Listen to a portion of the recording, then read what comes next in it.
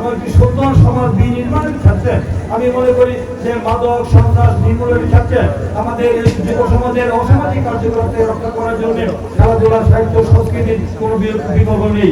তাই সুস্থতা প্রশান্ত মন কর্মব্যস্ত সুখী জীবন। তাই আমি মনে করি যে খেলাধুলাকে সর্বোচ্চ গুরুত্ব দিতে হবে এবং তাদের শারীরিক মানসিক তারা স্বাস্থ্য ভালো থাকবে। আমাদের এই যুব সমাজ ছাত্র সমাজ তারা আগামী দিনে দেশ জাতির নেতৃত্ব দিবে।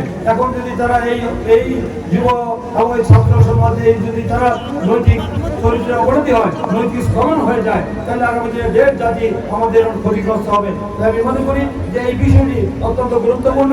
এই গুরুত্বপূর্ণ বিষয়গুলি আগামী দিনে আরো বিভিন্ন ক্রিকেট খেলা আর অন্য খেলাধুলা যেন রয়েছে সেই খেলাধুলার প্রতি আমাদের এই এলাকায় যারা রয়েছে বিশিষ্ট ব্যক্তিবর্গ, বিশেষ করে ইউনিয়নের যে চেয়ারম্যান আছেন, আমি যে আমাদের বেনজির আহমেদ বেনু ভাই সাবেক চেয়ারম্যান ছিলেন, ওনাকে এখানে অনুষ্ঠানে দেখছি না, উনি বোধ আছেন আশেপাশে কোথাও আছেন বোধ হয়, ওনাকে আমি অনুরোধ করবো এই ধরনের খেলার আয়োজন করার জন্য এবং এই জন্য এই দেখেন কামাল হোসেন এবং সহ আরো যারা এই সমাজে ব্যবসায়ী শিল্পপতি রয়েছেন তারা যেন এই উদ্যোগগুলি নেন, উদ্যোগগুলি নেওয়া এবং এই ধরনের সুন্দর খেলার যে কন্টিনিউ থাকে।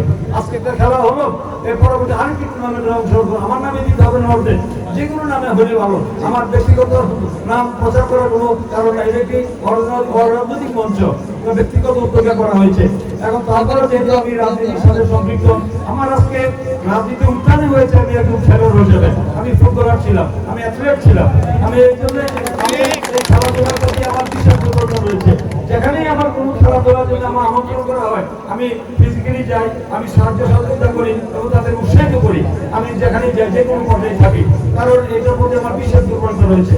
তাই আমি মনে করি এই ধরুন খেলা আমি উপভোগ করেছি, তো আমাদের ফিজিক্যাল ফিটনেস আরো একটু থাকা দরকার। তখন ভালো খেলেছে, তারও যদি তারা প্রশিক্ষণ পায়, তারা আন্তর্জাতিক মানের খেলা তারা খেলতে পারবে। আমার অনেক সৃজনশীল প্রতিভা রয়েছে, এই প্রতিভা তাদেরকে বিকশিত করতে হবে, তাদেরকে উৎসাহিত করতে হবে। এবং আমি মনে করি যে আমাদেরকে অতীতে ফ্যাসিস্ট স্বৈরাচারী সরকার আমলে এই মাফিয়া সরকার আমলে জালিম সরকার আমলে ক্রীড়া অঙ্গনকে তারা দলীয়করণ করে ফেলেছিল, বাংলাদেশ কি তারা দলীয়করণ করে ফেলেছিল, সমস্ত রাষ্ট্রীয় প্রতিষ্ঠানকে ধ্বংস করে ফেলেছিল। ক্রীড়া অঙ্গন তার থেকে বাইরে গেছে। তাই আমরা যদি আমাদের দল যদি এই দেশের জনগণের ভোটে নির্বাচিত হয়, আগামী দিনে দেশ পরিচালনার দায়িত্ব এই দেশের জনগণ দেয়, আমাদের হাতে দেয়, তাহলে আমরা বলতে চাই যে ক্রীড়াঙ্গনকে দলীয়করণ করা হবে না।